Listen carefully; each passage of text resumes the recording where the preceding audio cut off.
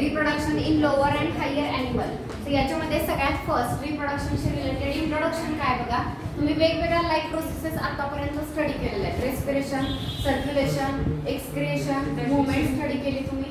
Okay, तर ह्या सगळ्या जशा लाईफ प्रोसेस आहेत तशी रिप्रोडक्शन सुद्धा एक लाईफ प्रोसेस आहे. पण हे तुम्हाला माहिती आहे ही लाईफ प्रोसेस अलाइव्ह राहण्यासाठी गरजेची नाही. म्हणजे रिप्रोडक्शन झालं नाही म्हणून डेथ होणार आहे असं काही नाहीये. बाकीच्यांच्या बाबतीत तसं आहे. सर्क्युलेशन, रेस्पिरेशन नाही झालं तर आपली डेथ होणार आहे. इथं तसं नाहीये, तेवढी ती व्हायटल नाहीये. मग रिप्रोडक्शन का केलं जातं आणि रिप्रोडक्शन म्हणजे काय? रिप्रोडक्शन म्हणजे काय? फॉर्मेशन ऑफ नीट सांगा. Formation of new organism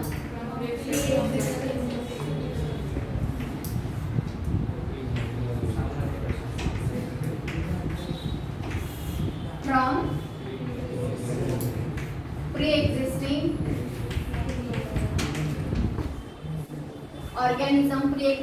organism किंवा लाईफ. त्याच्यासारखा नवीन ऑर्गॅनिझम त्याच्यापासून तयार करणं याला आपण रिप्रोडक्शन असं म्हणतो. सो मी आधीच सांगितलं की ही एक लाईफ प्रोसेस आहे. पण जगण्यासाठी म्हणजे अलाइव्ह राहण्यासाठी ती गरजेची नाहीये. मग का करायचं रिप्रोडक्शन? का केलं जातं? Survive species. प्रत्येक ऑर्गॅनिझमचा लाईफ स्पॅन लिमिटेड आहे. ओके, आपला लाईफ स्पॅन किती असणार आहे मॅक्सिमम? सो तेवढंच आपण इथे या अर्थवरती असणार आहे. त्यानंतर डेथ होणार आहे. सो प्रत्येक ऑर्गॅनिझमचा लाईफ स्पॅन जरी लिमिटेड असला तरी त्याची स्पेसीज मात्र वर्षानुवर्ष अर्थवरती कंटिन्यू आहे. मग हे कशामुळे शक्य झालं? रिप्रोडक्शनमुळे. जरी आपली डेथ झाली तरी रिप्रोडक्शन झाल्यामुळे पुढचे जे आपले ऑफस्प्रिंग आहेत ते आपली स्पेसीज काय करणार आहेत? कंटिन्यू. सो प्रत्येक लिव्हिंग ऑर्गॅनिझमला, नॉट ओनली ह्युमन बिंग, प्रत्येकालाच वाटतं की आपली स्पेसीज अर्थवरती कंटिन्यू राहावी आणि या कंटिन्युटीसाठी रिप्रोडक्शन केलं जातं. त्यानंतर रिप्रोडक्शनचे मेन दोन टाईप आहेत. कुठले दोन टाईप असतात रिप्रोडक्शनचे? असेक्शुअल रिप्रोडक्शन आणि सेक्शुअल रिप्रोडक्शन. बेसिक डिफरन्स तुम्हाला माहिती आहेच.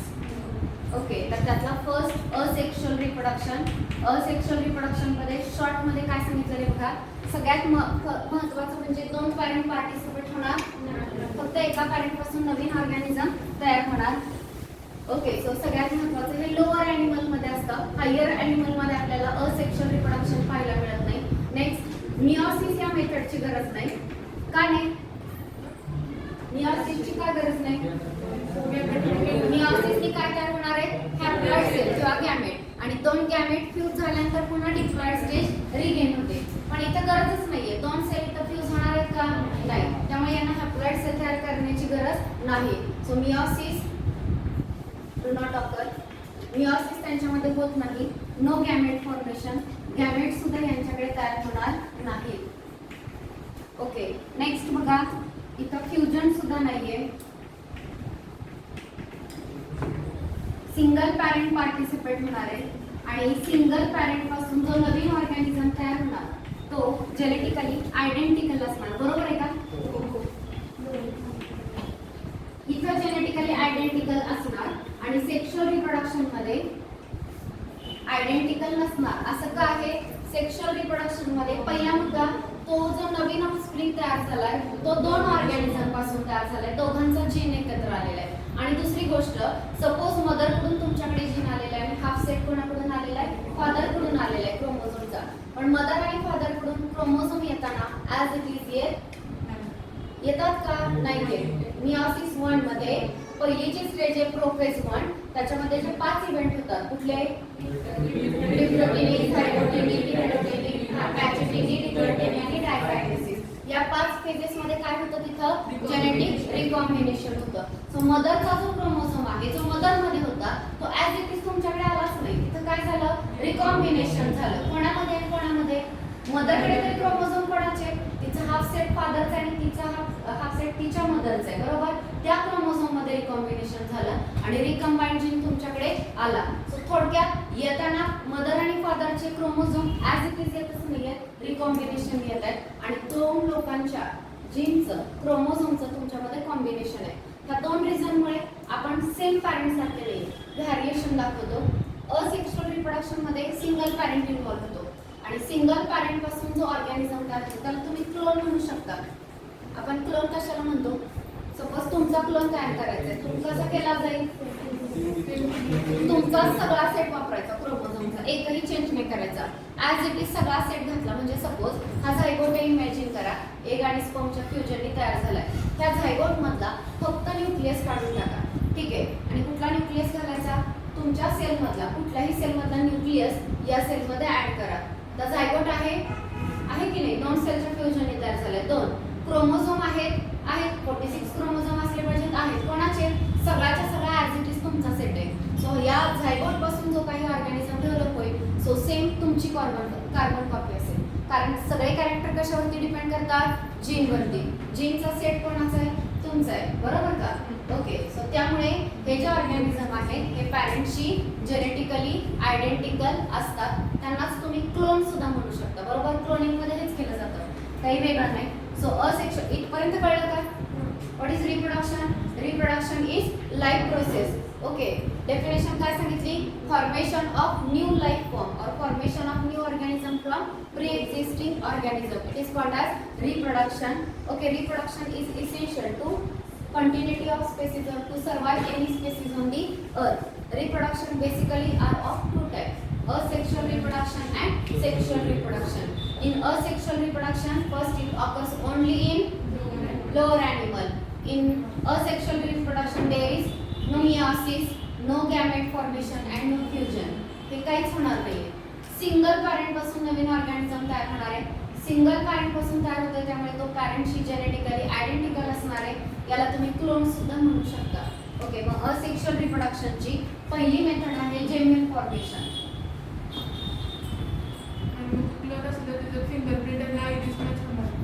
फिंगरप्रिंट आणि कोणाचे? म्हणजे ह्युमन बिंगच्या बाबतीत विचारतो.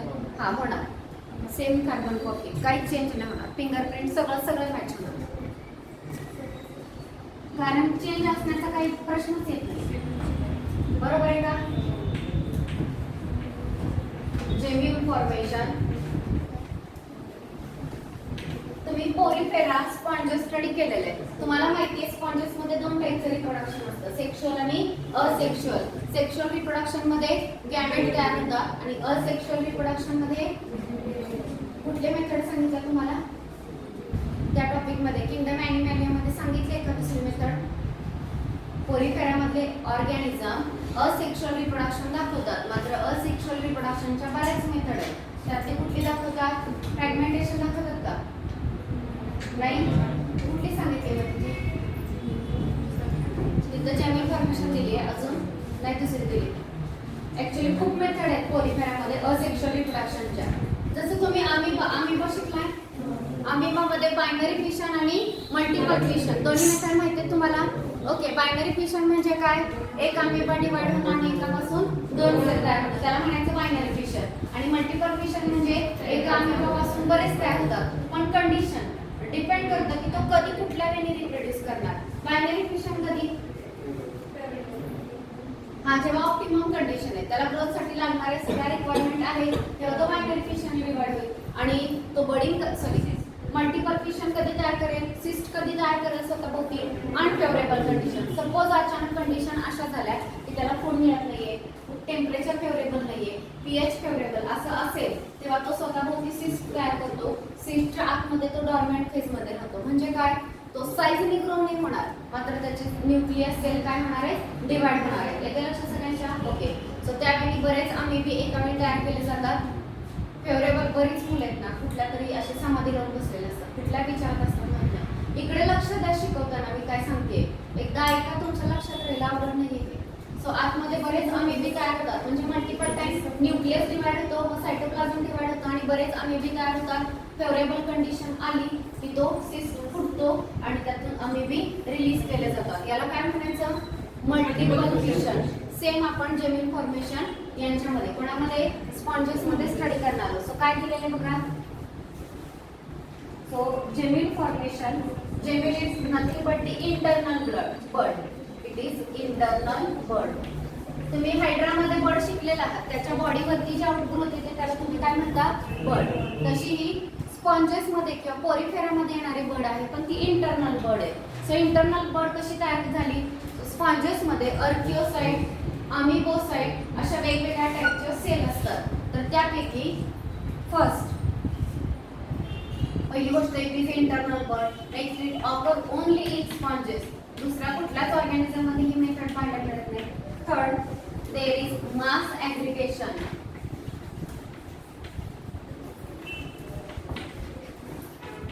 of archaeocyte.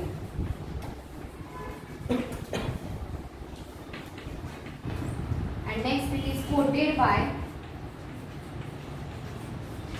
thick layer secreted by amoebocyte.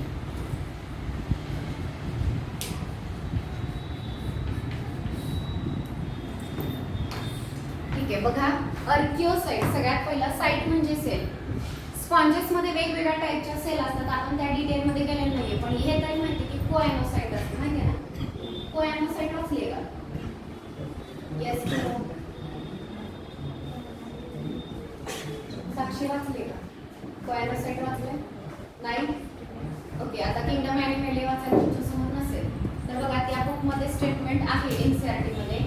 Suppose ही आतली जी कॅव्हिटी आहे त्याला काय म्हणतो आपण, स्पॉन्जेसच्या आतमध्ये कॅव्हिटी असते की नाही, त्या कॅव्हिटीला काय म्हणायचं, सिलोम म्हणायचं का? हा, हे बरोबर. स्पॉन्जोकोर, स्पॉन्जोसील असं म्हटलं जातं. सो हे जे स्पॉन्जोसील आहे याच्या लाइनिंगला स्पेशलाइज्ड पोलार सेल असतात, त्यांनाच कोएनोसाइट असं सुद्धा म्हटलं जातं. आणि या ज्या सेल आहेत त्या डायजेशनसाठी हेल्प करतात, म्हणजे फूड मटेरियल त्या सेलच्या आतमध्ये जातं आणि पार्टली डायजेस्ट केलं जातं. सो मला हे सांगायचं की स्पॉन्जेस मध्ये वेगवेगळ्या टाईपच्या सेल आहेत, पण सेल कुठल्या त्या डिटेलला आपण गेलेलो नाही, त्या डिटेल पर्यंत आपण स्पॉन्जेस स्टडी केलेलं नाही. सो कोएनोसाइट एक दिलेली आहे ती तुम्हाला माहिती आहे. तशीच अर्किओसाइट ही पण एक टाईपची सेल आहे. तशीच अमिबोसाइट, साइट म्हणजे सेल. सो ह्या वेगवेगळ्या स्पॉन्जेस मधल्या सेल आहेत. त्यापैकी अर्किओसाइट ही जी सेल आहे त्या सेलकडे ॲबिलिटी आहे की तिच्यापासून काय काय होणार, नवीन ऑर्गॅनिझम. जसं की आपल्याकडे कुठल्या सेलकडे असते, एग आणि स्पर्म, तसं इथं अर्किओसाइट आहे की त्यांच्यापासून नवीन ऑर्गॅनिझम तयार होऊ शकतो. सो काय झालंय बघा, जेम्यूल म्हणजे त्या ऑर्गॅनिझमची इंटरनल बड आहे. ओके. नेक्स्ट ही कोणामध्ये होते, फक्त स्पॉन्जेस मध्ये होते. आता समजा या अर्किओसाइट आहेत, ह्या अर्किओसाइटचं मास ॲग्रिगेशन होतं, त्या सगळ्या काय होतात, एकत्र येतात आणि त्यांच्या बाजूला एक थिक कोट जो आहे तो तयार केला जातो. सो आतमध्ये ही बड तयार झाली म्हणून याला म्हणायचे इंटरनल बड. सो या पद्धतीने थिक कोट जो आहे तो तयार केला जातो. हा कोट कोणी तयार केला, ह्या अर्किओसाइट मध्येच अमिबोसाइट नावाची सेल आहे. तर त्या सेलचं जे सिक्रिशन आहे ते सिक्रिशन म्हणजे याच्या बाजूला तयार झालेला कोट. वरती एक ट्यूबलाइक स्ट्रक्चर दाखवले का त्या बड पासून. ओके. आणि त्याला नाव दिलेलं असेल मायक्रोबायल वगैरे दिलंय. हा, तर त्यातून न्यूट्रिएंट वगैरे ते घेऊ शकतात. तरी पण ही अनफेवरेबल कंडिशन मध्ये तयार झालेली इंटरनल बड आहे. सो ही कधी तयार होते, अनफेवरेबल कंडिशन मध्ये. तुम्हाला हे माहिती आहे स्पॉन्जेस जे ते सेडेंटरी असतात, त्यांना मूवमेंट करता येत नाही, ते एका लोकोमोशनलाच अटॅच राहतात. पण जेव्हा अशी बड तयार होते तेव्हा ती पाण्याच्या फ्लो सोबत मूव्ह होऊ शकते, नवीन एन्व्हायरमेंट मध्ये जाऊ शकते ही बड. आणि नवीन एन्व्हायरमेंट मध्ये गेली जर कंडिशन फेवरेबल राहिल्या, म्हणजे की नवीन ठिकाणी गेल्यानंतर वॉटर असेल किंवा त्या वॉटरमधून त्यांना जर फूड मिळत असेल तर मग ही बड जी आहे ती जर्मिनेट होणार आणि हिच्यापासून स्पॉन्ज त्या ठिकाणी डेव्हलप होणार. इन शॉर्ट की आता स्पॉन्ज इथं आहे, या एखाद्या रॉक वरती ग्रो होतोय, त्याला न्यूट्रिएंट मिळत आहे, तो ग्रो होतोय तिथं फेवरेबली, चांगला फ्लरिश होतोय. मात्र काही दिवसानंतर सपोज तिथलं न्यूट्रिएंट संपलं आणि आता त्यांना न्यूट्रिएंट मिळत नाहीये, तर मग आता ते जाऊ शकणार नाहीये एका प्लेस पासून दुसऱ्या प्लेसला. कारण काय नाही करतायत, मुवमेंट त्यांना करता येत नाही, ते सेडेंटरी आहे. त्या कंडिशन मध्ये ते हे तयार करतात, जेम्यूल तयार करतात. हा जेम्यूल जो आहे तो पाण्याच्या फ्लो मध्ये जाऊ शकतो दुसऱ्या लोकेशनला, आणि हा जेम्यूल जिकडे जाईल, सपोज अशा लोकेशनला गेला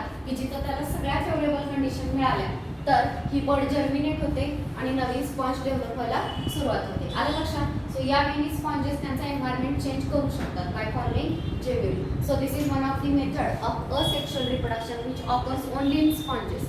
एवढं कळलंय का? जेमिन फॉर्मेशन कळलं? हां. त्यानंतरची नेक्स्ट मेथड आहे बडिंग. बडिंग इन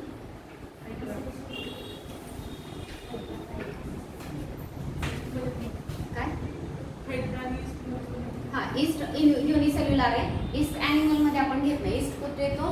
फंगस मध्ये येतो. त्यामुळे आपण इथे ईस्ट नाही बघणार आहे. लोअर ॲनिमल्स मध्ये येणार आहे, स्पॉन्जेस मध्ये येणार आपण एक बघितलं एक्झाम्पल, आणि त्याच्या पुढे हायड्रा सिलेंड्रेटा मध्ये येतो. सो त्याच्यामधलं एक एक्झाम्पल आपण पाहतोय. So it is budding. So याचं एक्झाम्पल आधीच बघा, हायड्रा. नेक्स्ट हायड्रा मध्ये जे बडिंग होतं, it occur in favorable condition.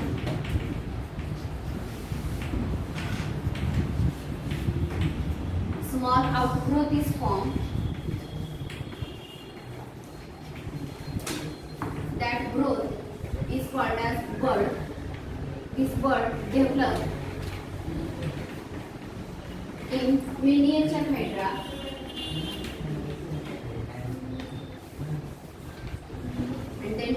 For example, जर हा पॅरेंट हायड्रा असेल तर हा मॅच्युअर झाल्यानंतर याच्या बॉडीवरती स्मॉल आउटग्रोथ तयार होते, आणि ही जी आउटग्रोथ आहे हीच डेव्हलप होऊन त्याच्यापासून काय तयार होणार आहे? डॉटर हायड्रा जो आहे तो त्या ठिकाणी डेव्हलप होणार आहे. बघा फर्स्ट रीड करा, त्यात काय जास्त अवघड नाही दिलेलं. It is a simple method of asexual reproduction normally occurring in favourable condition. So हे रिप्रोडक्शन कधी होणार आहे? फेवरेबल कंडिशन मध्ये होणार आहे. नेक्स्ट बघा, it is seen in variety of animal like coelenterate. दोन एक्झाम्पल दिले, हायड्रा अँड कोरल्स. यांच्यामध्ये हे पाहायला मिळतं. Okay, and some colonial ascidians. Okay, next in hydra a small outgrowth is produced towards the basal end of the body. बॉडीच्या basal एंडला काय तयार केली जाते? Small outgrowth. या स्मॉल आउटग्रोथला नंतर काय म्हटलं जातं? Bud. Okay, it develops as a bud which grows and form tentacle. ही बडच डेव्हलप होईल, ग्रो होईल, आणि तिच्यावरती सुद्धा काय तयार होतील? टेंटॅकल्स तयार होतील. In short, Naveen hydra develop होईल. कोणापासून? त्या बड पासून नवीन हायड्रा डेव्हलप होणार आहे, आणि याच प्रोसेसला आपण काय म्हणतोय? बडिंग. आता हा जो नवीन यंग हायड्रा जो आहे याची digestive system, dermal layer parent hydra बरोबर सगळं अटॅच असतं. ओके, आणि पॅरेंट हायड्रा त्याला न्यूट्रिएंट सगळ्या गोष्टी सप्लाय करणार आहे. जेव्हा हा यंग वन जो आहे प्रॉपर ग्रो होईल, ओके, थोडा ग्रो होईल, त्यानंतर हा बेस जो आहे तो सील केला जातो, आणि डॉटर हायड्रा जो आहे तो पॅरेंट पासून सेपरेट होतो, डिटॅच होतो, आणि त्याचे इंडिपेंडंट लाईफ सुरू करतो. सो ही जी मेथड आहे याला म्हटलं जातं बडिंग. कळलं सगळ्यांना बडिंग काय आहे? येस. सो या दोन असेक्शुअल रिप्रोडक्शनच्या मेथड होत्या, gemmule formation and budding. Next आहे regeneration.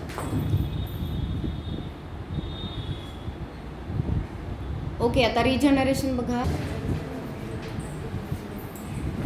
Okay, next is sexual reproduction in animal.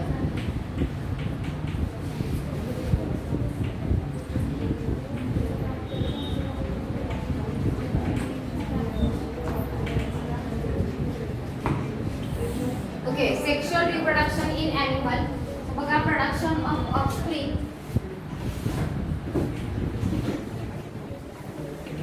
Production of offspring by formation and fusion of gamete is called as sexual reproduction. मुलांना बोलू नका. आता इथून पुढचं कंटेंट नीट लक्षात ठेवा. Production of offspring by formation and fusion of gamete. Sexual reproduction मध्ये पहिल्यांदा काय तयार केले जातात? गॅमेट तयार केले जातात. मेल आणि फिमेल गॅमेट, एग आणि स्पर्म, आणि त्यानंतर या गॅमेटचं फ्युजन होणार आहे, आणि त्याच्यापासून नवीन ऑफस्प्रिंग, नवीन ऑर्गॅनिझम तयार होणार आहे. यालाच आपण काय म्हणतोय? Sexual reproduction. याच्या लक्षात, what is sexual reproduction? Formation और production of offspring by formation and fusion of gamete. हा इव्हेंट महत्त्वाचा आहे. हे नवीन गॅमेट तयार पण होतात, आणि नंतर हे गॅमेट फ्यूज सुद्धा होतात. यालाच आपण सेक्शुअल रिप्रोडक्शन म्हणतोय. ओके, फ्युजनला एम्फिमिक्सिस असं सुद्धा म्हटलं जातं. ही टर्म पुन्हा येईल, पण तरी सुद्धा एम्फिमिक्सिस, अँफिमिक्सिस म्हणजे काय, तर एग आणि स्पर्मचं जेव्हा फ्युजन होणार आहे बघा, तर हा एग असेल इतका सिंपल नसतो, त्याच्या बाजूला बरेच लेअर असतात, बरेच पोट असतात आणि एका वेळी मिलियन्स ऑफ स्पर्म ही आले जरी रिलीज झाले फिमेल रिप्रोडक्टिव्ह ट्रॅक्ट मध्ये, तरी ट्रॅव्हलिंग मध्ये बरेच स्पर्म जे आहेत ते वे मध्ये किल होतात किंवा त्यांची डेथ होते. सक्सेसफुली इथपर्यंत पोहोचणारे सपोज 100 स्पर्म आहेत मिलियन्स मध्ये. मग आता हे जे 100 स्पर्म शिल्लक राहिलेले त्यातला कुठलाही एकच स्पर्म सक्सेसफुली या एगला फर्टिलाइज करू शकणार आहे. सो कोण, तर त्याच्यामध्ये सगळ्यात ज्याचं फर्स्ट हेड या ठिकाणी अटॅच होणार आहे, हेड एखाद्या स्पर्मचं तिथं अटॅच झालं की याच्या वरच्या लेअर मध्ये असा चेंज होतो एगच्या बाजूला की आता दुसरा स्पर्म त्याच्या आतमध्ये एंट्री करू शकत नाही. केमिकल चेंजेस तिथे घडवले जातात. त्यानंतर या स्पर्मच्या हेडमध्ये लायटिक एन्झाईम असतात ज्याच्या मदतीनं हे वरचं पोट सगळं डिझॉल्व्ह केलं जातं आणि स्पर्मचं हेड इथपर्यंत पोहोचतं. इथं पोहोचल्यानंतर ही टेल जी आहे ती कट करून स्पर्मचं स्ट्रक्चर डिटेल तुम्ही याच लेसनमध्ये बघाल. मिडल पीस पण असतो आणि मग टेल पण असते. त्यातला फक्त हेडच आतमध्ये इन्सर्ट करू शकतो, बाकीचा पार्ट होणार नाही. ओके, आणि हेडमध्ये मेनली न्यूक्लियस असतो. सो तो न्यूक्लियस आणि त्या एकचा स्वतःचा न्यूक्लियस असणार आहे. दोन न्यूक्लियस फ्यूज होणार, कम्प्लिटली मिक्स होणार आहे. त्याला आपण काय म्हणणार आहोत, अँफिमिक्सिस. सो अँफिमिक्सिस त्या ठिकाणी केलं जातं. नेक्स्ट बघा, इन्व्हॉल्व मिओसिस. येस, मगाशी मिओसिस झालं नव्हतं असेक्शुअल मध्ये, या ठिकाणी मिओसिस होतं. गरजेचंच आहे. का गरजेचं आहे माहिती सगळ्यांना? ओके, मग आता ग्रोथ मध्ये मेन 2 फेजेस असतात. कुठल्या 2 फेजेस असतात? फर्स्ट आहे जुव्हेनाइल फेज आणि दुसरी आहे reproductive phase.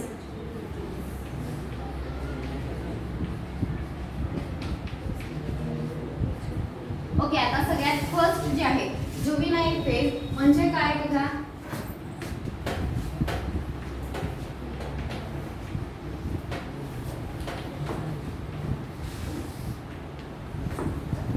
Physical growth phase. जुव्हेनाइल phase, या फेज मध्ये फिजिकल ग्रोथ होत असते, शरीराची वाढ होत असते, रिप्रोडक्टिव्ह सिस्टीम मॅच्युअर होत नाही.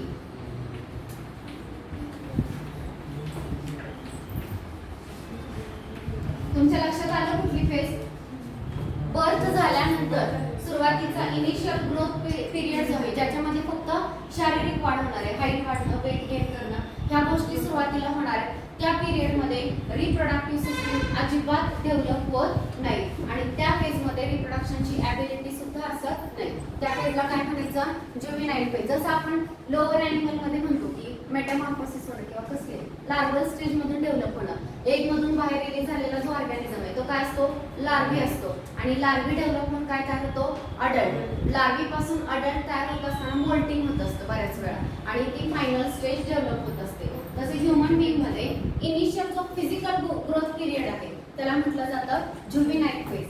जुव्हेनाइल फेज असं म्हटलं जातं.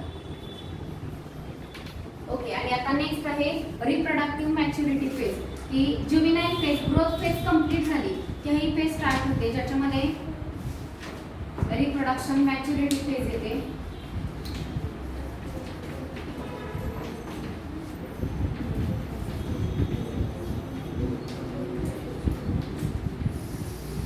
ओके, आता reproduction maturity phase it is attend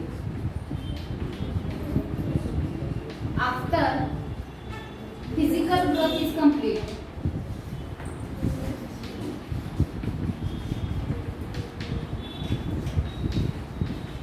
physical growth जेव्हा कंप्लीट होणार आहे, फिजिकल ग्रोथ कंप्लीट झाल्यानंतर सेक्शुअल मॅच्युरिटी जी आहे ती यायला सुरुवात होते. प्युबर्टी फेज साधारण त्या फेज मध्ये जास्त फोकस फिजिकल ग्रोथ वरती नसतो, म्हणजे हाईट वगैरे जास्त इन्क्रीज होत नाही. सुरुवातीला बघा बर्थ झाल्यापासून ते 13 पर्यंत हाईट फास्ट इन्क्रीज होते. 13 नंतर होणार आहे पण तितकी फास्ट दिसत नाही इन्क्रीज होताना, होते पण जास्त होत नाही. आणि त्या पिरियडमध्ये जास्त डेव्हलपमेंट कुठल्या सिस्टीमची असते? रिप्रोडक्टिव्ह सिस्टीम, तेव्हा मॅच्युअर होत असते. So growth and activity of sex organ is achieved. Growth and activity of sex organ या फेज मध्ये अचीव होते. आता कुठला पिरियड किती वेळ असणार? वेगवेगळ्या ऑर्गॅनिझम मध्ये वेगवेगळे, म्हणजे जुव्हेनाइल फेज किती टाइम पिरियड साठी असणार, रिप्रोडक्टिव्ह फेज कधी असणार, हे प्रत्येक ऑर्गॅनिझम मध्ये वेगवेगळा फेज आहे. जसं ह्युमन बीइंग पर्यंत काय होणार आहे फिजिकल ग्रोथ ज्युव्हेनाइल फेज म्हटलं जाणार आहे. आणि 13च्या पुढे रिप्रोडक्टिव्ह मॅच्युरिटी फेज येणार आहे, जिथून रिप्रोडक्टिव्ह सिस्टीम मॅच्युअर व्हायला सुरुवात होईल. 18 एज पर्यंत रिप्रोडक्टिव्ह सिस्टीम मॅच्युअर झालेली असेल आणि तो जो ऑर्गॅनिझम आहे तो रिप्रोडक्शनसाठी कॅपेबल असेल फिजिकली. आलं लक्षात सगळ्यांच्या. सो यावेळी किती टाइम पिरियड मध्ये ज्युव्हेनाइल फेज, किती वेळामध्ये मॅच्युरिटी रिप्रोडक्टिव्ह मॅच्युरिटी फेज असणार हे प्रत्येक ऑर्गॅनिझम मध्ये कसं आहे वेगवेगळं आहे. याशिवाय तिथं दोन एक्झाम्पल दिले, सीझनल ब्रीडर आहेत आणि कंटिन्युअस ब्रीडर. काही ऑर्गॅनिझम पर्टिक्युलर सीझन मध्येच ब्रीडिंग करतात, जसं की गोट एक्झाम्पल दिले, गोट शीप दिले का हा, तर ते पर्टिक्युलर सीझन मध्येच फक्त ब्रीडिंग करू शकतात, रिप्रोडक्शन करू शकतात. ह्युमन बिंगच्या बाबतीत तसं नाहीये, कंटिन्यू रिप्रोड्युसर आहे, कुठल्याही सीझन मध्ये कुठल्याही फेज म्हणजे कुठल्याही ह्याच्यामध्ये रिप्रोडक्शन करू शकतो, कंटिन्यू रिप्रोडक्शन असतं. सगळ्यांना इथपर्यंत समजलं. सो हे इंट्रोडक्शन होतं sexual reproduction in human. Okay, आता ह्युमन बिंगचं रिप्रोडक्शन जे यातले इव्हेंट काय काय असतात आणि फर्स्ट आपण मेल रिप्रोडक्टिव्ह सिस्टीम स्टडी करणार आहोत.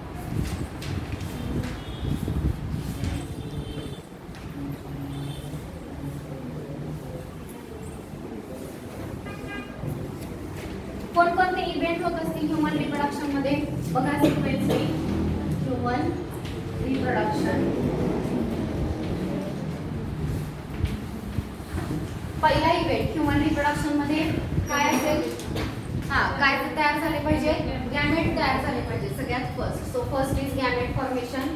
नेक्स्ट गॅमेट फॉर्मेशन झालं, आता गॅमेट काय झाले पाहिजे, ट्रान्सफर झाले पाहिजेत ना.